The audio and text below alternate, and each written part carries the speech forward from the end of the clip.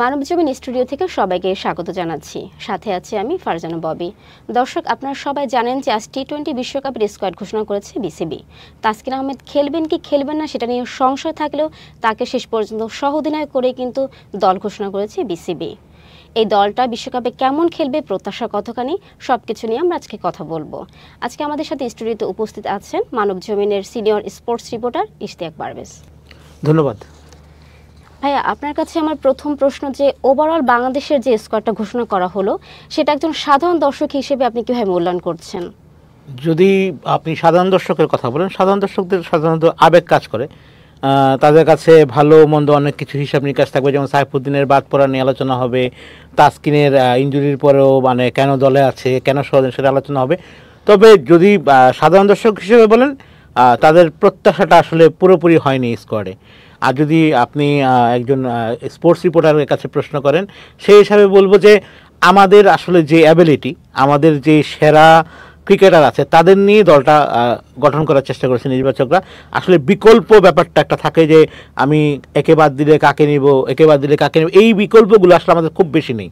তো এখন পর্যন্ত যারা আমাদের সেরা পারফর্মার, যাদের উপর আমরা আস্থা রাখতে পারি, তাদেরকে নিয়েই নির্বাচকরা দলটা শেষ পর্যন্ত দিয়েছে। এখন প্রশ্ন হচ্ছে যে এই দলের প্রত্যেকবারই কিন্তু আমরা সেই প্রত্যাশাটা নিয়েই দল করি, প্রত্যাশা পূরণ হয় আবার হয় না। আমরা একটা মাঝামাঝি পর্যায়ে থাকি, কখনো থাকতে পারি না। দেখা যায় ম্যাক্সিমাম সময় আমরা হয়তো যেই প্রত্যাশা ছিল তার থেকে অনেক নিচে পারফরমেন্স করে বিশ্বকাপ থেকে ফিরি। লাস্ট বিশ্বকাপ দেখেন, আমাদের সর্বোচ্চ যেই সফলতা এই লাস্ট বিশ্বকাপটিতে ছিল। আপনার আমাদের সর্বোচ্চ 2টা জয় আসে সেই বিশ্বকাপ থেকে। এছাড়া কিন্তু আমাদের প্রত্যাশা কোনোভাবেই কোনো টি-20 বিশ্বকাপে পূরণ হয়নি। এর পিছনে অনেক কারণ আছে, সেগুলো হয়তো আমরা পর্যায়ক্রমে আলোচনায় জানতে পারবো। তাসকিন অনিশ্চিত ছিল, এখন তাসকিন যদি শেষ পর্যন্ত না খেলতে পারে তাহলে বিসিবি যেভাবে দল সাজিয়েছে সেটা কতটুকু কার্যকর হতে পারে বলে মনে করছেন? ওয়ালটন ফ্রিজ কিনে অনেকের মতো আপনিও হয়ে যেতে পারেন মিলেনিয়াল। সেরা পণ্যের সেরা অফার। প্রথমে জানতে হবে আসলে তাসকিনের কি হয়েছে। তাসকিন আসলে টানা ম্যাচ খেলছিল, আপনার ঢাকা প্রিমিয়ার লিগ খেলেছে, জিম্বাবুয়ে 4টা ম্যাচ খেলেছে। তো যেহেতু গরম, নানা কারণেই তাসকিন কিন্তু ইনজুরি প্রোন একজন ক্রিকেটার, সে কিন্তু ইনজুরিতে পড়েছে। তার হচ্ছে সাইড স্ট্রেনের সমস্যা। তো এই সমস্যাটা সাধারণত 3 সপ্তাহ পর্যন্ত একটা প্লেয়ারকে বাইরে থাকতে হয়, বিশ্রামে থাকতে হয়। এখন 3 সপ্তাহ হতে পারে, সেটা অনেক প্লেয়ারের কাছে 2 সপ্তাহ হতে পারে। কিন্তু একটা ব্যাপার হচ্ছে যে আপনি যখন ইনজুরি থেকে বের হবেন তখন আপনি আরেকটা সপ্তাহ আপনাকে লাগে রিকভারি করতে, মানে আপনি ম্যাচ ফিটনেস আছে কিনা সেটাও দেখতে লাগবে। মানে যদি তার 3 সপ্তাহ ইনজুরিতে থাকে, সে তার সঙ্গে আরও 1 সপ্তাহ যোগ করতে হবে তার ম্যাচ ফিটনেস ফিরে পাওয়ার জন্য। এখন ধরেন 1 মাস সে খেলতে পারবে না, তো বিশ্বকাপের আমাদের আর কতদিন বাকি আছে? বাংলাদেশের যতটা আইসিসির সূচি অনুযায়ী প্রথম ম্যাচ হচ্ছে 7 জুন ডালাসে শ্রীলঙ্কার বিপক্ষে, আর আজকে হচ্ছে আপনার 14 তারিখ। তো 1 মাসও বাকি নেই। তো এখন আমরা আজকে যতটা শুনছি তাসকিনের যে ইনজুরি সমস্যা, সেখান থেকে তাসকিন খুব দ্রুতই রিকভারি করতে পারবে। যদি এমন হয় যে প্রথম ম্যাচ সে খেলতে পারে না, তারপরে ম্যাচ আবার 13 তারিখে, তার কাছে কিন্তু রিকভারির সময়ও আছে, ইনজুরি থেকে বের হয়ে খেলারও সময় আছে। মানে সে প্রথম ম্যাচ যদি মিস করে তারপরেও তার কাছে 3টা ম্যাচ থাকবে, তারপর যদি 2টা ম্যাচ মিস করে তার কাছে 2টা ম্যাচ থাকবে। তো আমরা আশা করতে পারি যে তাসকিন হয়তো দ্রুত ইনজুরি থেকে বের হবে বলেই, বা তার উপরে ডাক্তারদের যে রিপোর্ট, সেই রিপোর্টের উপর দেখে তারা নির্বাচকরা চিন্তা করেছে না, তাসকিন হয়তো বিশ্বকাপের ম্যাচের 1টা ম্যাচ বা 2টা ম্যাচ মিস করলেও বিশ্বকাপে খেলতে পারবে। এই বিবেচনা থেকেই কিন্তু তাসকিনকে দলে নেওয়া এবং সহ-অধিনায়ক করা হয়েছে তাকে, এটা একটা বড় চমক ছিল আজকের দলে। আপনি যদি আজকের দলটা দেখেন, যে 15 জনের দল দিয়েছে, সেখানে সবচেয়ে বড় চমক হচ্ছে তাসকিনের অনিশ্চয়তা থেকে ফিরে আসা টিমে।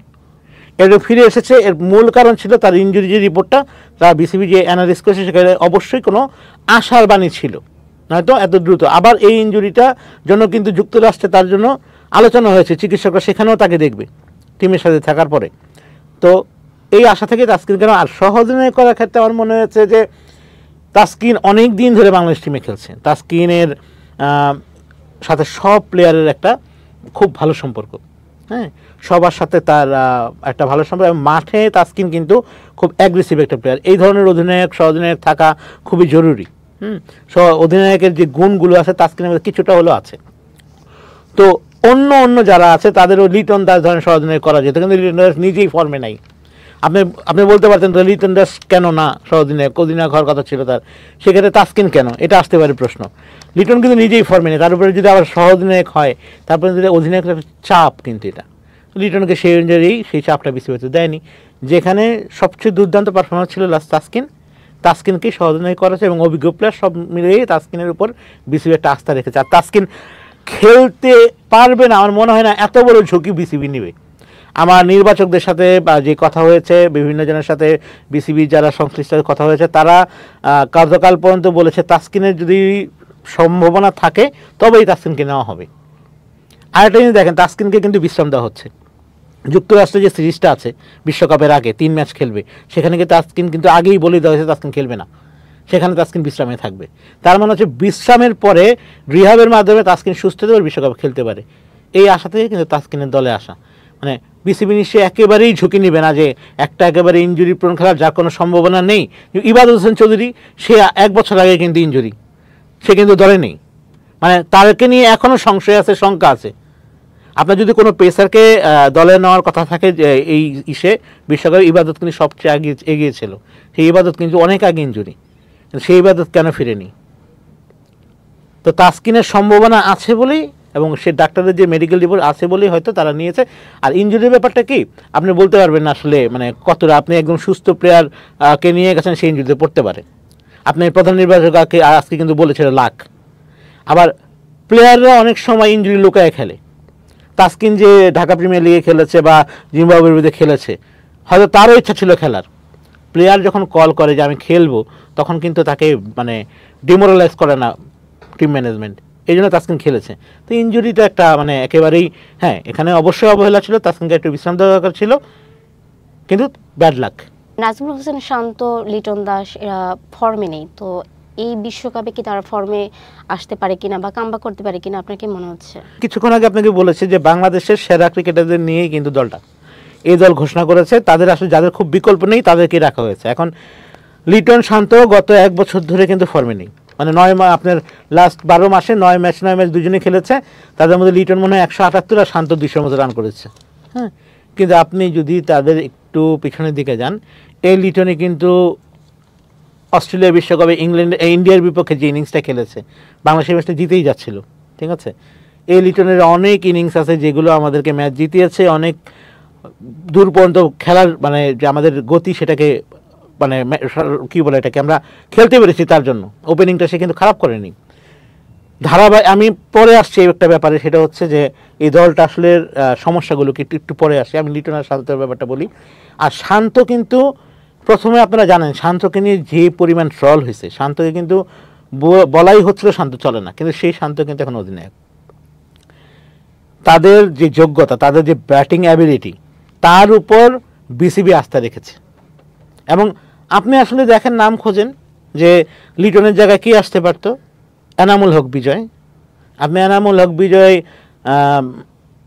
যতবারই সুযোগ পেয়েছে জাতীয় দলে ঘরোয়া ক্রিকেটে ভালো করে, সে কিন্তু তার জায়গাটা ধরে রাখতে পারেনি, সুযোগটা কাজে লাগে। লিটনটা কিন্তু সুযোগ কাজে লাগিয়েছে, বিজয় কিন্তু যতবার সুযোগ পেয়েছে আমার দেখা একটা বারও তার নিজের যেই অ্যাবিলিটি, সেই অ্যাবিলিটির সুযোগটা কাজে লাগাতে পারে কিনা, পারেনি। তারপরে লিটন আর এনামুল কেন, কারণ দুইজনই উইকেট কিপার। লিটন কিন্তু শুধু ব্যাটসম্যান না, আমাদের এই টিমে উইকেট কিপার কয়জন আছে সেটাও দেখতে হবে। লিটন কিন্তু আমাদের সেরা উইকেট, নুরুল হাসান সোহান জিতো নেই, তার ব্যাটিং ফর্মটা পাচ্ছে না, সেহেতু সোহান আমাদের সেরা উইকেট কিপার হলেও এই দলে থাকতে পারতেছে না, নেই সে। লিটন আমাদের ভরসা, মুশফিক নেই দলে, তাহলে উইকেট কিপিংটাও কিন্তু চিন্তা করতে হবে আমাদের। তারপরে কে আছে, জাকের আলী ইউনিক। হ্যাঁ, সেই তুলনায় লিটনকে আপনি শুধু ব্যাটিংয়ে না উইকেট কিপিংয়েও আপনাকে দলে রাখতে হবে, এটা আপনার মাথায় রাখতে হবে। আরেকটা বিষয় আপনি চিন্তা করে দেখেন, লিটন এবং শান্ত দুইজন কিন্তু প্রুভেন, তারা প্রমাণ করেছে হ্যাঁ তাদের ফর্মটা এখন নেই, কিন্তু বিসিবির আসলে তার বিকল্পও নেই। এই জায়গাটাই হচ্ছে এই বিশ্বকাপ দলের একটা অস্বস্তি। মানে নির্বাচকরা যখন দল ঘোষণা করছে, লিটনকে বাদ দিবে না, শান্ত তো ক্যাপ্টেনই, কাকে বাদ দিবে, কি করবে, অনেক আলোচনা হয়েছে। এই অস্বস্তিটা রেখে, তাদের ফর্মের উপর আস্থা রেখে, তাদের যে অ্যাবিলিটি সেটার উপর আস্থা রেখে তারা মানে তাদেরকে দলে রেখেছে। এটা আসলে ক্লিয়ার মেসেজ, এখানে আসলে বিকল্প কাউকে পাওয়া যাচ্ছিল না। আর এই কোটার দলে আপনি যদি তাকান, তাহলে আপনি বাংলাদেশের যতগুলো স্কোয়াড এই পর্যন্ত হয়েছে, ওয়ান ডে বলেন, T20 বলেন, সব জায়গায় যারাই ছিলেন, বাংলাদেশের যে কোনো আন্তর্জাতিক ঘরোয়া ম্যাচ বলেন, যতগুলি স্কোয়ার হয়েছে সেখানে প্রত্যেকটা প্লেয়ারের একটাই সমস্যা, বাংলাদেশের প্লেয়ারদের সমস্যা, তারা ধারাবাহিক না। আপনি সবচেয়ে বড় জিনিস হচ্ছে একটা প্লেয়ার যখন ধারাবাহিক না, সে এক দুইটা প্লেয়ারের ক্ষেত্রে, কিন্তু বাংলাদেশের কোনো ব্যাটসম্যান বলেন বলার বলেন কেউই ধারাবাহিক না, যে আপনি এক সমানভাবে পারফরমেন্স করে যাচ্ছেন। হয়তো 2টা ম্যাচ খারাপ হতে পারে, 3 নাম্বার ম্যাচে আপনি কামব্যাক করছেন, 5 নাম্বার ম্যাচে কামব্যাক করছেন। তো এই স্কোয়ারে যারা আছে তারা কিন্তু ধারাবাহিক না হলেও কিছুটা গ্যাপ আছে, মানে এইটা আছে তাদের, না হয়তো 2টা ম্যাচ খারাপ করলে তৃতীয় ম্যাচে তারা ভালো করবে বা পঞ্চম ম্যাচে তারা ভালো করবে, তাদের অ্যাবিলিটি আছে। সেই অ্যাবিলিটির উপর ভিত্তি করে অনেক ঘাটতি আছে, ঘাটতি থাকার পরও সেরা দলটা, মানে এটাই আমাদের সেরা দল মানতে হবে, এদের উপর আমার আস্থা রাখতে হবে। সাইফুদ্দিনকে জিম্বাবুয়ে সিরিজে ডাকা হয়েছিল, এরকম একটা সম্ভাবনা ছিল যে বিশ্বকাপে হয়তো বা তাকে ডাকা হবে, কিন্তু তাকে দলে রাখেনি বিসিবি। এক্ষেত্রে কি কারণ হতে পারে বলে আপনার মনে হচ্ছে? সাইফুদ্দিনকে ডাকা হলো তার বিপিএল এর পারফরমেন্স দেখে, ইনজুরি কাটিয়ে সে বিপিএলে ফেললো, দুর্দান্ত পারফরমেন্স করছে বিপিএলে। তারপর সে জিম্বাবুয়ে সিরিজে তাকে রাখা হয়েছে। প্রথমেই বলা হয়েছিল এটা পরীক্ষা তার জন্য, সে যদি এই পরীক্ষায় টিকে যায় তাহলে সে থাকবে। এখন সে পরীক্ষাকে টিকে নেয়, টিকছে, সে ভালো করছে। আচ্ছা, তো আপনি দেখেন সাইফুদ্দিনের কিন্তু শুধু বোলিং পারফরমেন্স দেখলে চলবে না, তার হিস্ট্রিও দেখতে হবে কিছুটা। আপনি জানেন 2019 বিশ্বকাপে সাইফুদ্দিন ব্যাক পেনের কারণে খেলতে পারেনি, তারপরে কিন্তু তার ইনজুরিতে সে দীর্ঘদিন দলের বাইরে ছিল। তার এই সমস্যাটা কিন্তু যে কোনো সময় হতে পারে। আর তানজিম সাকিবরে যদি আপনি চিন্তা করেন, তার পরিবর্তে যাকে চিন্তা করা হচ্ছে তানজিম সাকিব, সে হচ্ছে আমাদের অনূর্ধ্ব-19 বিশ্বকাপ খেলা প্লেয়ার, ইয়াং ব্লাড। তার সাইফুদ্দিনের তুলনায় তার পরিশ্রমের পার্সেন্টেজটা অনেক বেশি, তার অবদানের পার্সেন্টেজটা অনেক বেশি রাখতে পারবে সব দিক থেকে। আপনি ফিল্ডিং বলেন, পাশাপাশি ব্যাটিং বলেন, আবার আপনি বোলিং বলেন, তার উপর আমরা সাইফুদ্দিনের চেয়ে অনেক বেশি, কারণ যতটা জানি যে সাইফুদ্দিন কিন্তু পুরোপুরি সুস্থ না, তার ইনজুরিটা যে কোনো সময় ফিরতে পারে। এখন আপনি এটা কিছুক্ষণ আগে বললাম যে ইনজুরি ফিরবে কি ফিরবে না, এটা সম্পূর্ণ হচ্ছে লাকের ব্যাপার, ডিপেন্ড করে। এখন আপনি কেন বাদ দিলেন সাইফুদ্দিনকে? আপনি নির্বাচকরা যে ব্যাখ্যাটা দিচ্ছে যে তার কাছে আসলে দেখেন, আপনি একটু ভালো করে দেখেন বাংলাদেশের জিম্বাবুয়ের বিপক্ষে ম্যাচগুলোতে প্রথমে দেখা গেছে জিম্বাবুয়ে 54 রানে 45 রানে 5 উইকেট হারিয়ে ফেলছে। এরপরে কি করলো, জিম্বাবুয়ে 120 করছে, উপরে দিয়ে গেছে। সাইফুদ্দিনের রোলটা কিন্তু ওইখানেই ছিল, এই মিডল ওভারে সে কিন্তু সেখানে তার কাজটা করতে ব্যর্থ হয়েছে। লাস্ট ম্যাচেও দেখেন সে কিন্তু তার অ্যাবিলিটিটা প্রমাণ করতে ব্যর্থ হয়েছে। কিছু তো আপনাকে স্যাক্রিফাইস করতেই হবে, একেবারে যে আপনি শতভাগ শক্তির দল নিতে পারবেন সেটা তো সম্ভব না। এখন তুলনা যদি করেন, নির্বাচকরা রাইট, সাইফুদ্দিনকে নেয়নি, অনেক কিছু বিবেচনা করে তার সাকিবকে নিছে। আমার মনে হয় যে একেবারে খারাপ না জিনিসটা, নিতে পারতো, ব্যাড লাক সাইফুদ্দিনের জন্য। প্রধান কোচ হাতুড়ি সিংহের পছন্দেই নাকি দল গঠন করা হয়েছে, ব্যাপারে আপনার অভিমত কি? আপনি জানেন যে হাতুড়ি সিংহে প্রথম থেকে খুব প্রভাবশালী একজন কোচ, তার একটা পরিকল্পনা নিয়েই সে আগাচ্ছে। সে বাংলাদেশে যখন আসে সে স্বাধীনতা নিয়ে আসছে যে আমি আমার পরিকল্পনা নিয়ে দল করব এবং আমার মতোই, মানে তার যেই যাকে দরকার তাকেই নেওয়া হবে। তো একেবারে যে সে স্বেচ্ছাচারীরা তার চলবে তা না, সেখানে নির্বাচকরা আছে, তাদেরও মতামত নেয়। আপনি লিটন দাস তার সবচেয়ে প্রিয় খেলোয়াড়, সে আছে। আপনি সৌম্য সরকারের কথা যদি বলেন, সৌম্য সরকার কিন্তু এসেছে, কিন্তু কেন তাদের উপর আস্থা রাখে? সৌম্য কিন্তু এসে ভালো করলো, 41 রানের একটা ইনিংস খেলছে। তো আমি বারবার বলছি যে আমাদের প্লেয়ারদের একটাই সমস্যা, ধারাবাহিকতা। সৌম্যরও কিন্তু এই ধারাবাহিকতারই বড় সমস্যা। সৌম্যর ট্যালেন্ট নিয়ে, তার স্কিল নিয়ে নো ডাউট, ঠিক আছে। আপনি এটি একটু খেয়াল করে দেখেন যে হাতুড়ি সিংয়ের যেই পরিকল্পনা, এই পরিকল্পনা অনুযায়ী এই ছকেই কিন্তু দীর্ঘদিন ধরে প্লেয়ারগুলোকে সেট করা হচ্ছিল। সেই কারণে শেষ মুহূর্তে আর এই কাউকে বাদ দেওয়া হয়নি। তার পরিকল্পনার বড় একটা প্রভাব, তার চাওয়ার বড় একটা প্রভাব এই দলে আছে। এখন পারফরমেন্স করবে কি করবে না, মাঠে খেলোয়াড়রা খেলবে কি খেলবে না, এটা কোচ দিয়ে দিতে পারবে না, খেলোয়াড়দের খেলতে হবে। কোচ তার যতটুকু দেওয়ার ততটুকু দিচ্ছে, এখন সেটা সাকসেস করবে প্লেয়াররা, সেটার উপর ডিপেন্ড করবে আমাদের বিশ্বকাপের সাফল্য ব্যর্থতা। এখন বাংলাদেশের সবচেয়ে বড় সময় টি-20 যদি দেখেন, টি-20তে আমরা মোটেও ভালো না। যদি ওয়ান ডে হতো আমরা বলতে পারি যে এই দলকে হারাবো, এই দলকে হারাবো। আর টি-20তে আপনি বড় কয়েকটা দল ছাড়া আপনি কাউকেই নিজ দিনে বলতে পারবেন না সে ছোট দল।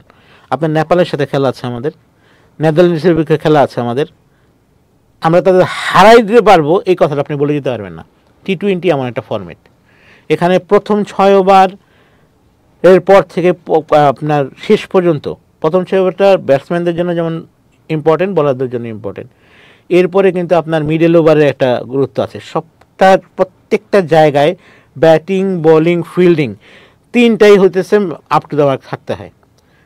আপনি ওয়ান ডেতে একজন একটা সেঞ্চুরি করে, একজন 5 উইকেট নিয়ে কিন্তু মোটামুটি একটা স্ট্যান্ডার্ড জায়গায় যেতে পারে, কিন্তু টি-20তে আসলে পারফরমেন্সটা দলীয় হয়, এখানে অলরাউন্ডারদের বেশি পারফরমেন্স থাকে। তো বাংলাদেশ দলে আপনি যদি চিন্তা করে থাকেন অলরাউন্ডারের সংখ্যা বেশি। হ্যাঁ, আপনি সাকিব আল হাসানকে পাচ্ছেন, আপনি শেখ মেহেদিকে পাচ্ছেন, সৌম্য সরকারকে পাচ্ছেন, আপনি নতুন যে দুজন রিশাদ এবং হচ্ছে আপনার জাকের আলী অনিক তাদেরকে পাচ্ছেন। রিশাদের ব্যাপারটা, রিশাদ কিন্তু ভালো ব্যাটিংও করতে পারে, বোলিংও করতে পারে। তো সব বিবেচনায় আপনি যদি দেখেন যে হাথুরু সিংয়ে যেই জিনিসগুলো চাচ্ছিল সেগুলোই কিন্তু শেষ পর্যন্ত একজন লেগ স্পিনার থেকে শুরু করে পুরোপুরি তার সেট আপটাই এখানে আসলে তার এই দলে তার প্রভাবটা অনেক বেশি, এবং তার ইচ্ছা, আমি যতটুকু জানি তার চাওয়াতেই মোটামুটি এই দলটা সাজানো হয়েছে। আপনি সাকিবের কথা বললেন, সাকিবের বর্তমান যে পারফরমেন্স ব্যাটিংয়ের ক্ষেত্রে কিন্তু খুব একটা সন্তোষজনক না। তো এই বিশ্বকাপ বলা যেতে পারে যে সাকিবের জন্য শেষ টি-20 বিশ্বকাপ হতে পারে। তো সেক্ষেত্রে আপনার কি মনে হচ্ছে যে সাকিব তার শেষ যে বিশ্বকাপ সেখানে কামব্যাক করবে বা ব্যাটিংয়ে খুব ভালো কিছু করতে পারবে? দেখেন 2021-এ মাহমুদুল্লাহ শেষ বিশ্বকাপ হওয়ার কথা ছিল, কিন্তু মাহমুদুল্লাহ 2024-এ খেলতেছে। এখন আপনি প্লেয়ারের ক্ষেত্রে আপনি বলতে পারবেন না যে শেষ, যে পর্যন্ত প্লেয়ার নিজে থেকে ঘোষণা না দিবে। আপনি সাকিব ফুরিয়ে গেছে এটাও বলতে পারবেন না। আপনি এই দলে বাংলাদেশ যে স্কোয়াডটা ঘোষণা করছে 15 জনের, এখানে সবচেয়ে বেশি বিশ্বকাপে টি-20 বিশ্বকাপে উইকেট শিকারী হচ্ছে সাকিব আল হাসান, তার উইকেট হচ্ছে 47টা। এখন তারপরে যদি হিসাব করেন তাহলে মোস্তাফিজুর রহমান 20টা, মানে গ্যাপটা দেখছেন, মানে 27 উইকেটের গ্যাপ এরপরে যে সেরা বোলার তার সাথে। এরপরে যদি আপনি স্পিনার হিসেবে দেখেন সে সবার উপরে, তারপরে এই দলে যে স্পিনার আছে পার্ট টাইম স্পিনার আপনি যাকে কাজে লাগাতে মাহমুদুল্লাহ, তার 8টা। ঠিক আছে, তো আপনি সাকিবের অবস্থানটাকে যদি আপনি চিন্তা করেন, সাকিব আপনি 2019 বিশ্বকাপে সাকিবের ভূমিকাটা দেখেন ব্যাট হাতে, আপনি সাকিবকে এমন একটা জায়গায় রাখতে হবে যে সাকিব যে কোনো সময় যে কোনো কিছু করতে পারে, হয় ব্যাট হাতে নয় বল হাতে। আমাদের দরকার হচ্ছে সাকিবের অভিজ্ঞতা, এবং সেই অভিজ্ঞতা দল পাবে, এবং শেষ বিশ্বকাপ কিনা সেটা সাকিব নিজেই ডিসাইড করবে, এটা আমরা আসলে এখনই বলে দিতে পারবো না। হ্যাঁ, প্লেয়াররা, স্পিনাররা সাধারণত অনেক দিন খেলে, পেসারদের একটু কম থাকে, কিন্তু স্পিনাররা সাধারণত অনেক দিন খেলতে পারে। হ্যাঁ, তো আমি মনে করি না যে সাকিবের এটা শেষ বিশ্বকাপ। যদি সে যেই পর্যন্ত সে ঘোষণা না দিবে আমরা সে কথা সরাসরি বলতে পারবো না। তবে আমরা মনে করতেছি যে হয়তো সাকিব আর খেলবে না। এখন সে আন্তর্জাতিক ক্রিকেট থেকে অবসর নিবে নাকি মানে সে কোনো একটা ফরম্যাটে খেলবে সেটা আমরা জানি না, এটা সাকিবের উপর ডিপেন্ড। আর সাকিব হচ্ছে বাংলাদেশের সবচেয়ে আনপ্রেডিক্টেবল ক্রিকেটার, সে কখন কি বলবে কি করবে সেটা আমরা আসলে কেউ জানি না। তো আমরা আশা করি সাকিব আমাদের সাথে, সাকিব যদি ফর্মে থাকে, সাকিব যদি তার অ্যাবিলিটি থাকে, সে আমাদের আরও সার্ভিস দেবে। হয়তো তার এটা শেষ বিশ্বকাপ হবে না, তার যদি শেষ বিশ্বকাপ হয় অবশ্যই তার আমরা তাকে মানে ওইভাবেই বিদায় জানানোর জন্য প্রস্তুত থাকা উচিত। আপনি মাহমুদুল্লাহ রিয়াদের কথা বললেন, তিনি কিন্তু দল থেকে বাদ পড়ে যাবে করে টিকে আছেন। তো বিশ্বকাপে তার সংযুক্তি আপনি কিভাবে দেখছেন? 2021-এর যে 20-এর যে বিশ্বকাপটা ছিল আপনার দুবাইয়ে শেষ ফাইনাল, মানে আমাদের শেষ ম্যাচটা ছিল, তখন আমরা হচ্ছে যে অপেক্ষা করতেছিলাম যে আপনার মাহমুদুল্লাহ হয়তো নিজের ক্যাপ্টেন্সি থেকে অবসরের একটা অবসরের ঘোষণা দিবে, কিন্তু মাহমুদুল্লাহ কিন্তু সেইবার অবসরের ঘোষণা দেয় নাই, সে টেস্ট থেকে সরে গেছে। হাথুরু সিংয়ের সাথে কিন্তু তার খুব একটা বনিবনা হচ্ছিল না। হাথুরু সিংয়ে হয়তো যতটুকু শুনছে, আর এগুলো আসলে বিভিন্ন আলোচনায় আসে শোনা কথা যে তাকে হয়তো এভাবে পছন্দ করছে না, কিন্তু আপনি দেখেন লাস্ট ওয়ানডে বিশ্বকাপে ভারতে মাহমুদুল্লাহ কিন্তু দলে আসছে, সেঞ্চুরি করছে, সে তার ক্লাসটা প্রমাণ করছে। এই বিশ্বকাপে সে আছে, তো তার অভিজ্ঞতাটার জন্যই তাকে রাখা হয়েছে। সে তার আমি বললাম যে কিছু কিছু প্লেয়ার আছে দেখবেন আপনি হয়তো এই ধরনের মঞ্চের জন্যই তৈরি, বড় মঞ্চের জন্য। সাকিব, মাহমুদুল্লাহ এরা এরকম প্লেয়ার, বড় মঞ্চে তারা পারফরমেন্স করে। এখন আপনি যদি একেবারে তরুণ দল নিয়ে যান তাহলে আপনার কাছে অভিজ্ঞতার যেই ঘাটতিটা হবে সেটা আপনি পূরণ করতে পারবেন না। সেক্ষেত্রে মাহমুদুল্লাহ বেস্ট প্লেয়ার, যার অভিজ্ঞতা আমাদের কাজে আসবে। সাকিব বেস্ট প্লেয়ার, যার অভিজ্ঞতা কাজে আসবে। তো মাহমুদুল্লাহ আছে, আমি মনে করি মাহমুদুল্লাহর হয়তো শেষ বিশ্বকাপ, তবে আমাদের জন্য হয়তো তাদের কাছে প্রত্যাশা শেষ বিশ্বকাপে তারা ভালো কিছু দিবে।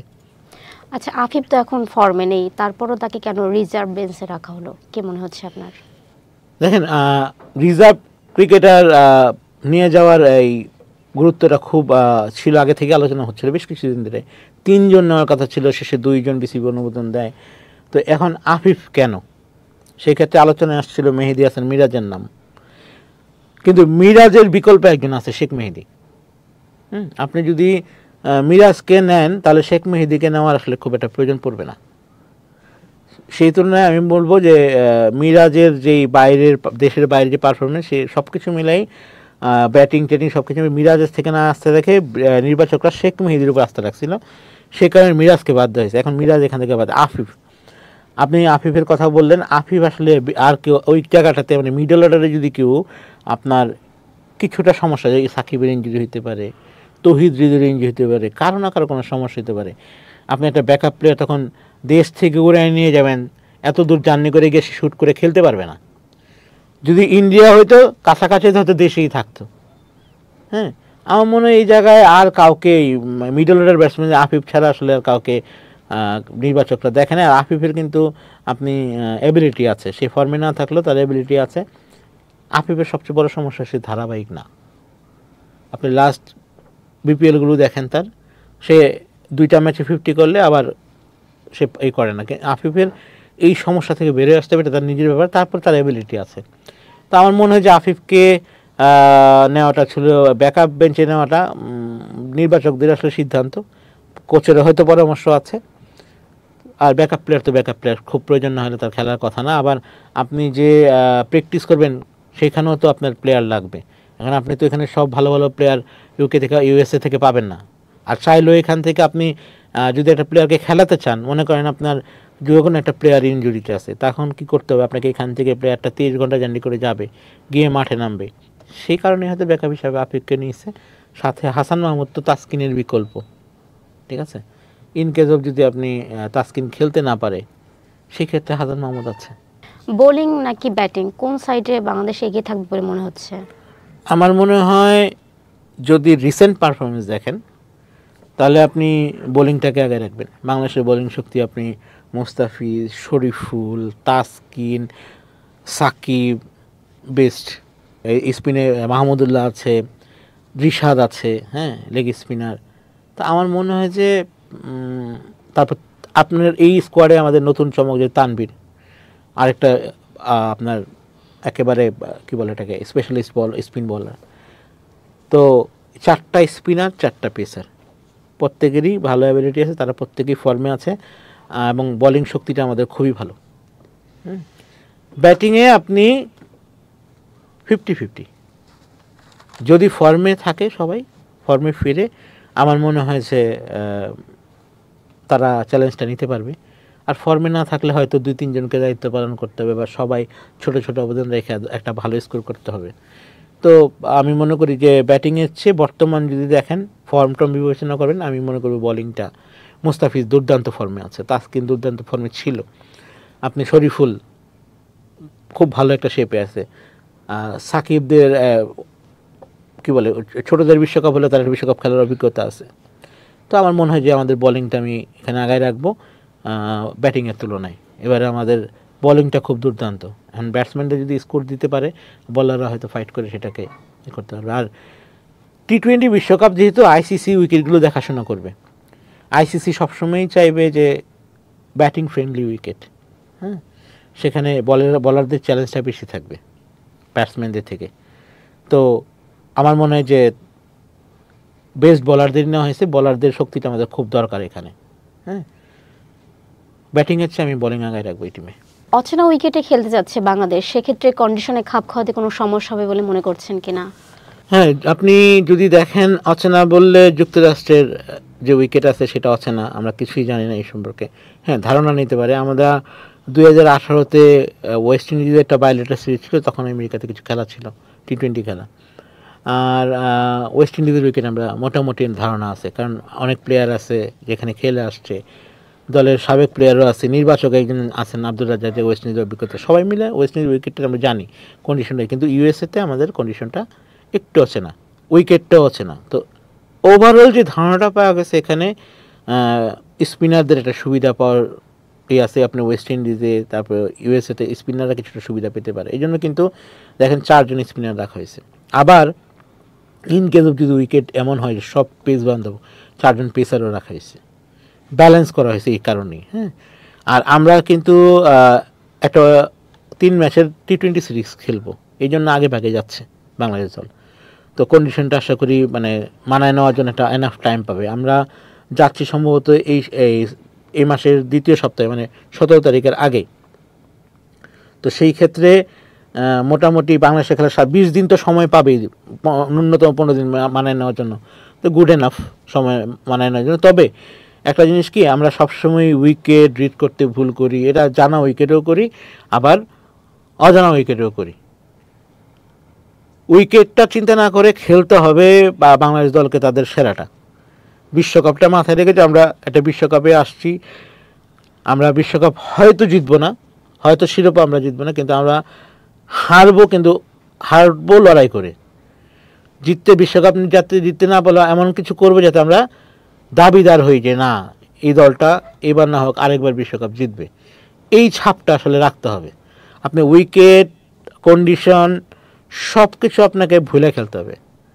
তো আমরা যদি কন্ডিশনের সাথে খাপ খাওয়াতে, অন্য দলগুলোতে একই অবস্থা হবে। শ্রীলঙ্কা মাঠে নামবে, শ্রীলঙ্কার প্রথম খেলা, শ্রীলঙ্কা কিন্তু চাপে থাকবে। এখন আমরা যদি শ্রীলঙ্কাকে হারাইতে পারি, আমরা যদি নেপাল, নেদারল্যান্ডকে হারাইতে পারি, আমরা কিন্তু 3টা ম্যাচ জিতে পরের রাউন্ডে চলে যাব। সাউথ আফ্রিকার কথা যেখানে আসতেছে না, সাউথ আফ্রিকা বাংলাদেশের তুলনায় যে ব্যাটিং অ্যাবিলিটি, যে অ্যাবিলিটি অনেক পার্থক্য, বড় পার্থক্য হয়ে গেছে, কিন্তু তাদের হারাইতে পারবো না এটাও না। দক্ষিণ আফ্রিকা কিন্তু এই বিশ্বকাপে দেখা গেছে বড় বড় ম্যাচ, মানে ছোট ছোট দলের কাছে ম্যাচ হেরে গেছে। হ্যাঁ, টি-20 বিশ্বকাপে নেদারল্যান্ডস বিরুদ্ধে ম্যাচ হেরে গেছিল।